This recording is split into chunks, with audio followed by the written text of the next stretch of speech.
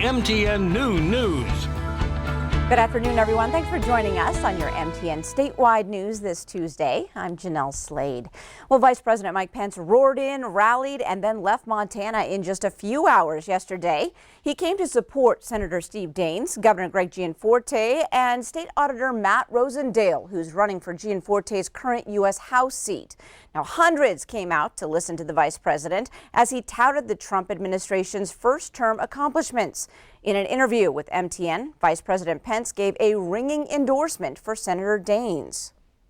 Right after getting this president reelected, we need 6 more years of Senator Steve Daines in the United States Senate.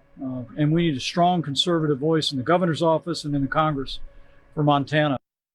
Now, Governor Steve Bullock, the Democrat hoping to unseat Daines, said of the vice president's visit, quote, "I want to welcome Vice President Pence to Montana. Throughout this pandemic, I've worked closely with the vice president to advocate for Montana when it comes to PPE testing materials and the resources we need." Now, Greg Gianforte's opponent, Democrat Lieutenant Governor Mike Cooney, spoke with MTN's Victoria Hill earlier this morning and questioned the vice president's motivation for the visit. I mean, it's always good to have people with the stature of the vice president come to the state and spend time here. You know, I also think that he was here on a political mission, originally scheduled to be at a fundraising by believers of QAnon. And I know my opponent has never addressed whether or not he believes QAnon is a legitimate thing. Also at the rally, Crow Chairman A.J. Notafraid spoke. He says the tribe endorses President Trump and coal is a big reason why. Crow asks this lineup to help, which in the last 4 years, President Trump had endorsed and amended, executed the Terra Act, which enabled the Crow tribe into permitting its own mineral resources.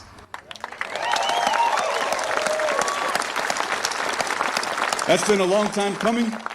Now it's just up to the tribe to walk through that door, as well as Vice President Pence telling the Crow the war on coal is over.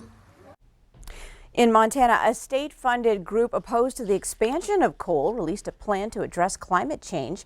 Last July, Governor Steve Bullock created the Montana Climate Solutions Council, asking the group to draft a plan for the state to combat climate change.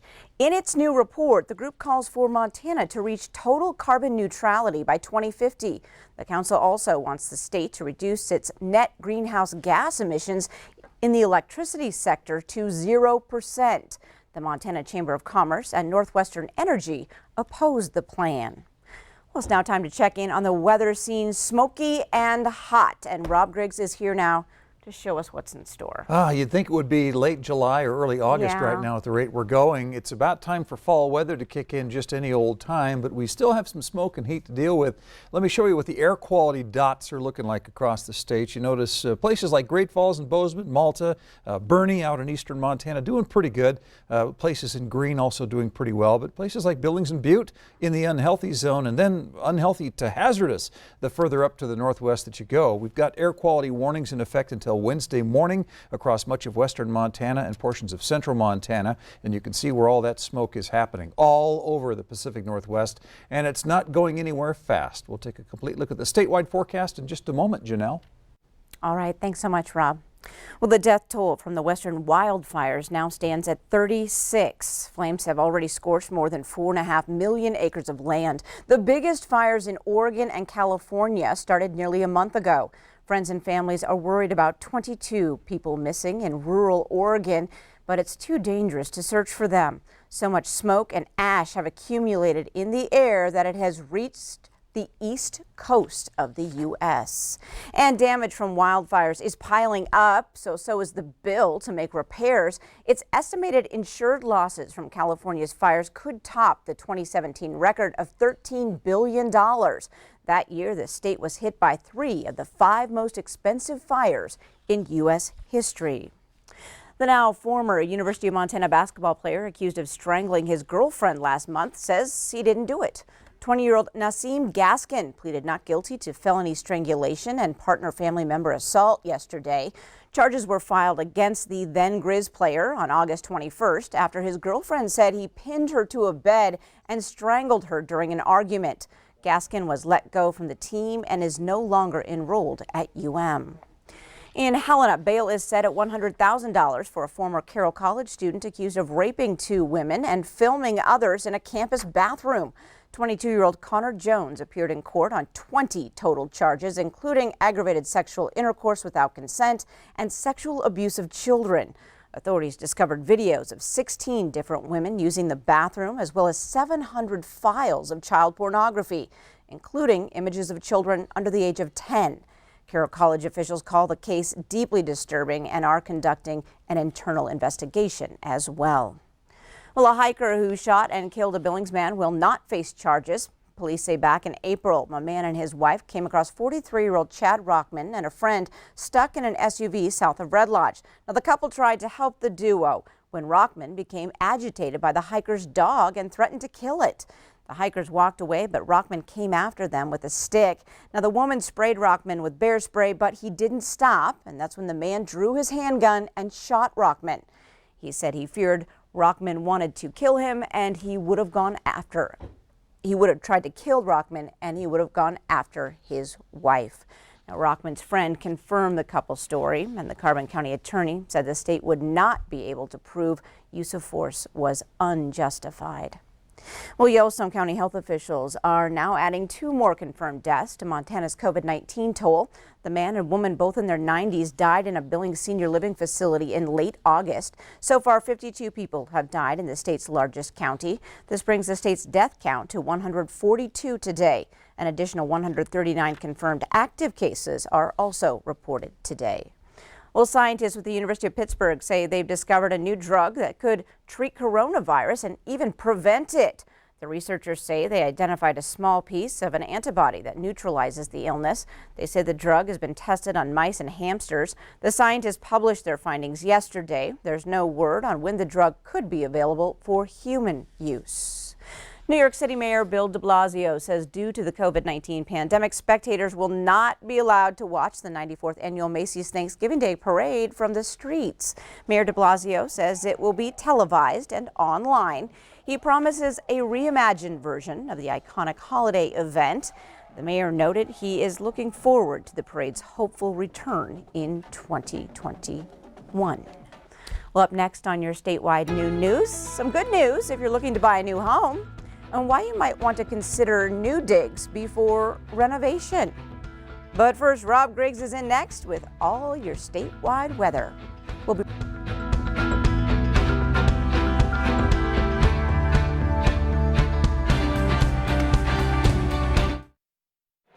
Storm Tracker weather starts now with Rob Griggs.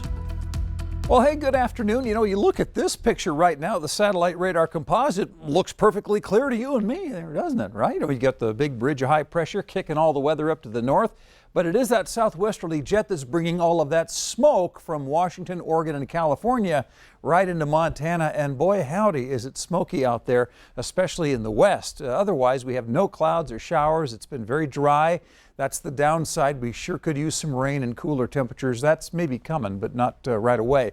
Last check, we saw 58 degrees over there in Williston and Glasgow and Havre, so the high line is a little bit on the cool side. Then you start dipping on down here into central and eastern Montana, and temperatures are moving into the 70s. Reported highs yesterday, one of worthy of note here, 94 degrees in Livingston. That tied the record from 1948. Other places were close to that in the east, but that's the only record I'm aware of right now. Winds are light and variable for the time being, and once those winds shift later on tonight, generally from the north, that'll begin to push some of that smoke out of eastern Montana. So my friends out in central and western Montana probably still have an extra day of the heavier smoke, but smoke really is the common denominator across Montana and northern Wyoming under that ridge of high pressure. A couple of cold fronts that are passing through, working their way in. They're dry cold fronts. They're going to cool things down a little bit. So tomorrow I'm going to say it's not as warm, but in some places maybe just a degree or two cooler. We're still in this warmer than average summer-like weather, and it's going to stick around for a few more days before the big change begins to happen, at least for a couple of days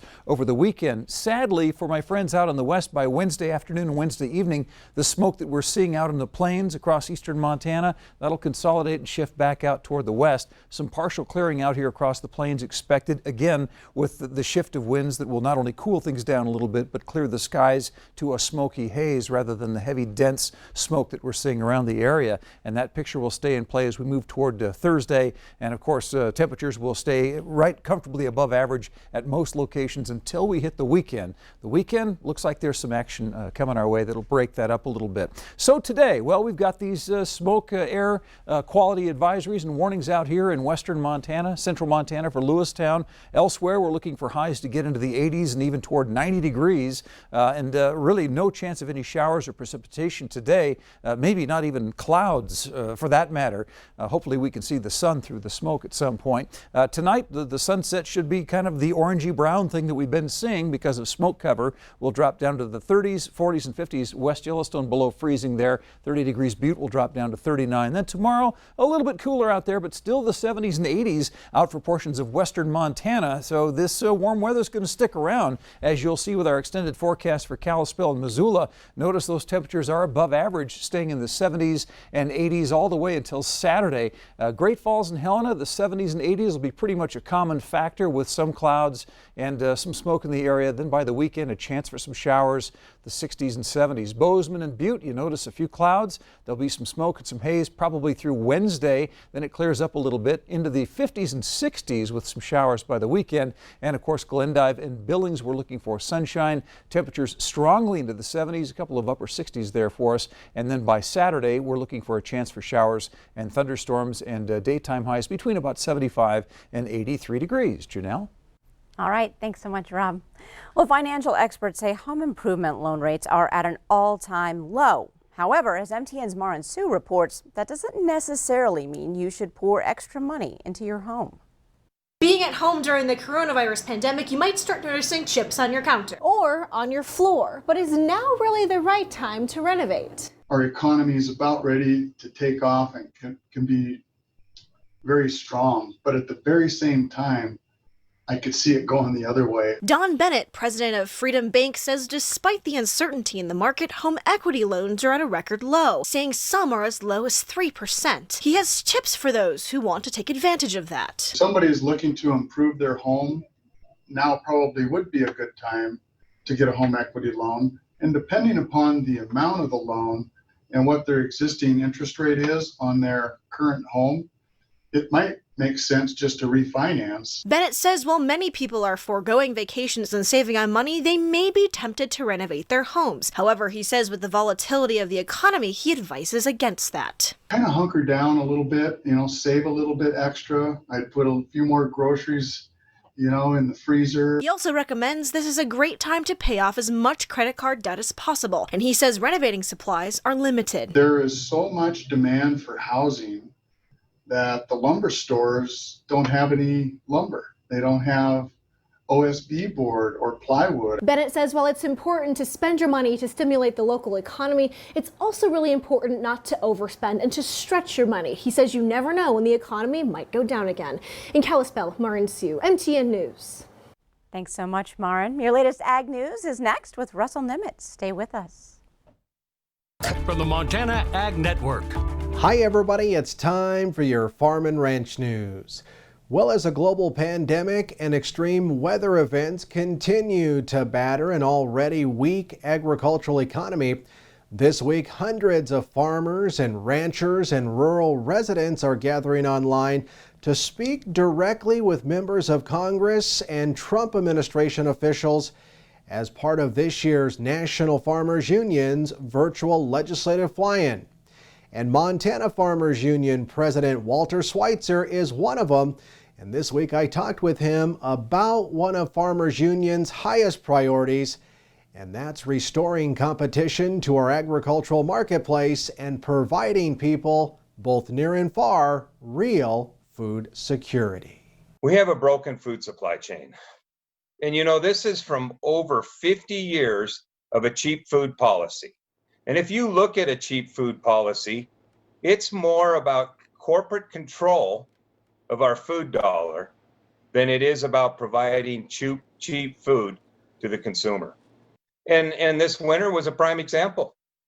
If we had a system based on food security, we wouldn't have had a hiccup. Andy says the COVID-19 pandemic is a prime example of what a cheap food policy actually looks like when consumers experienced food disruptions at local grocery stores when the pandemic first hit. He would also like to invite people to check out a brand new website powered by the Montana Farmers Union, where you can learn more about the importance of food security. And that website is located at foodsecurityforus.com. Well, stay with us. We'll have more Ag News right after this. Stock Show Association's Board of Directors, together with the National Western Stock Show's management, has made the difficult decision to postpone the 115th National Western Stock Show in Denver by 1 year and to resume the event in January of 2022.